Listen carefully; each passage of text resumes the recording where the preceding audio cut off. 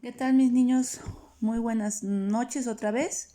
No sé a qué horas ustedes vean el video, pero a esta hora son las 8:15 más o menos de la noche. Entonces, bueno, por eso les digo buenas noches, independientemente de a qué horas ustedes vean el video. Y bueno, este video es para hablar sobre eh, todo lo que sucedió antes de que en 1810 Miguel Hidalgo diera el grito de independencia o iniciaran la guerra de independencia con ese famoso grito de Dolores Hidalgo. Eh, bueno, primero hay que comenzar hablando bien. Ya. El primer antecedente son las reformas borbónicas, que como ustedes saben, vinieron a quitarle todo el dinero posible a la colonia novohispana para llevarlo a España, y de este modo dejaron totalmente empobrecida al reino de la Nueva España, a todos sus habitantes endeudados, ¿no? Y bueno, había mucho malestar en la colonia por toda la imposición de las reformas borbónicas. Ese es el número uno. El número dos, a ver, se ha hablado mucho de la filosofía de la Ilustración como una causa o un antecedente que propicia también la guerra de independencia. Y aquí es necesario, mis niños, que entendamos qué es la Ilustración.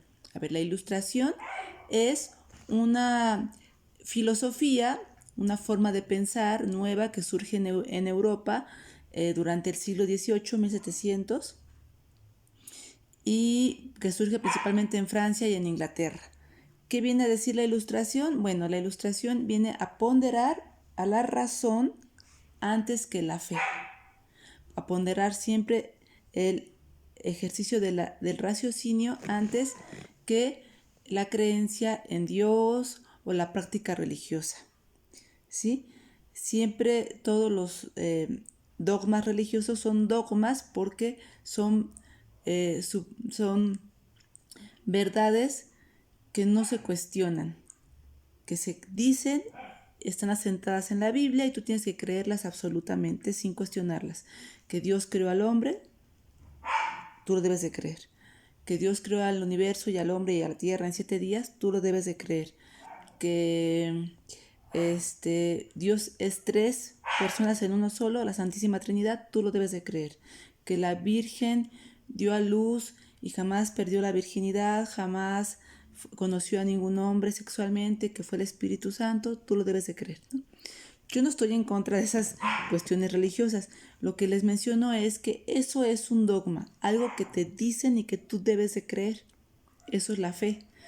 Y el movimiento ilustrado, que es a lo que quiero que lleguemos, lo que quiero que entiendan, el movimiento ilustrado viene a proponer que antes de la fe debe estar la razón siempre, que siempre primero debemos de cuestionar todo, llevarlo a una experimentación científica para saber si es real o no, y a partir de ahí decidir creer o no.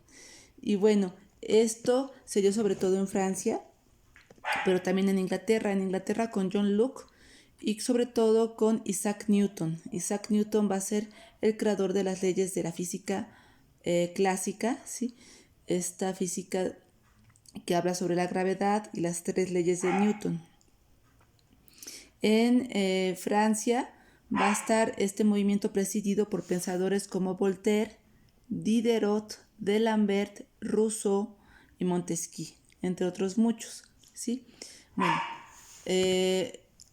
Montesquieu viene a hablar de la separación de los poderes, o sea, que viene a decir que el rey ya no debe ocupar, ya no debe concentrar en su persona los 3 poderes, ejecutivo, legislativo y judicial, porque el rey absoluto concentraba en su figura todo el Estado, todo el poder, sino que debe haber una separación de poderes para hacer un ejercicio más democrático del poder y una sociedad más justa. Eso vino a decir Montesquieu. Rousseau vino a hablar de un pacto social. Sí, quien nos gobierna, pero porque ha habido un pacto de por medio. Nosotros, los súbditos, los pobladores de un reino, le damos al rey ese poder. O sea, viene a decir casi Rousseau que el Dios no se lo da, es la gente misma, ¿no? Mediante un pacto. Hay un pacto, un contrato social, ¿sí? Y bueno, Voltaire vino a escribir mucho siempre a favor del ejercicio de la razón antes que de la fe. ¿sí? Incluso hay unos cuentos de Voltaire muy famosos en donde de manera incluso fantasiosa o fantástica viene a poner personajes que siempre están cuestionando la fe, cuestionando todo lo que es irracional, siempre ejerciendo la razón, ¿sí?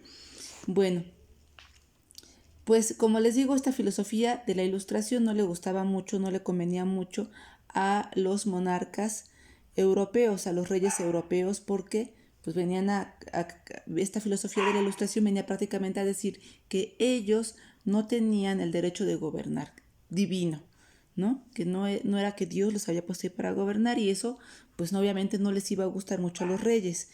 Entonces fue una filosofía perseguida, bastante censurada, perseguida, castigada, que se practicó de manera ilegal, de manera clandestina, escondida y secreta, en algunas tertulias que se dieron en casas privadas, ¿sí? ¿Quiénes practicaron esta filosofía? Los burgueses, ¿sí? Esos que van a hacer la Revolución Francesa y que le van a quitar la cabeza a su rey y van a dar por terminado con ello la etapa monárquica en Europa y van a instaurar el sistema republicano, ¿sí? Bueno, obviamente, cuando esto sucede, recuerden que está gobernando una dinastía francesa en España, que son los Borbones, pero por muy franceses que fueran, no dejaban de ser reyes y no querían que esta filosofía se filtrara a España, esta filosofía que surgió en Francia. No querían que se filtrara, que llegara a España y menos a las colonias americanas de España, ¿sí? Porque sabían que esta filosofía ilustrada había llegado a los colonos ingleses en Norteamérica y que habían logrado la independencia de las 13 colonias y se habían independizado de Inglaterra y se habían constituido como el primer país independiente llamado Estados Unidos. Y no querían que México siguiera esos pasos, ese ejemplo.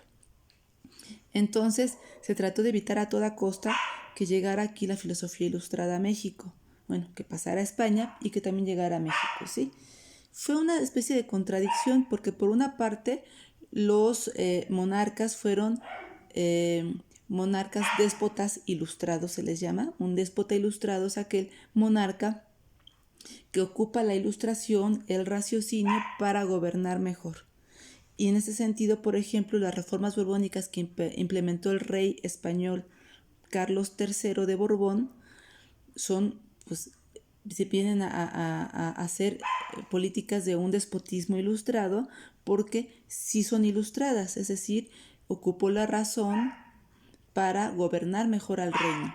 Así hizo el primer censo en esta época, el primer conteo de súbditos novohispanos para saber cuánta gente había, a cuánta gente le podían cobrar impuestos, cuánto sacaría la corona de impuestos en total al año.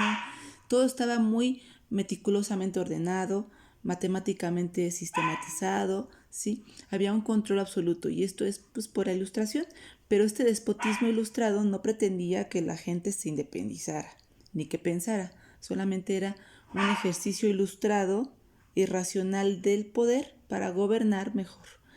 ¿Y qué quiero decir con gobernar mejor? No que hacer más felices a los súbditos, sino sacar más dinero de los súbditos, ¿no? Como fueron las reformas borbónicas. Eso fue el despotismo ilustrado. Pero como les decía, en cuestión de la ideología de que los reyes no fueron puestos por Dios para gobernar, y todo esto que pues obviamente causaba mucho ruido y mucho miedo a los monarcas europeos, eso se trató de controlar que no llegaran esas ideas a España ni a México. Y entonces la Gaceta, que era el periódico de aquella época, ¿sí? La Gaceta fue muy controlada para evitar que se propagaran ideas ilustradas, ¿sí? Se dejó de hablar en la Gaceta, que era el periódico de esa época que se publicaba aquí en la Nueva España y que leían los novohispanos, se dejó de publicar noticias de Francia, ¿sí? No se habló para nada de la Revolución Francesa, se impuso desde la corona un silencio absoluto.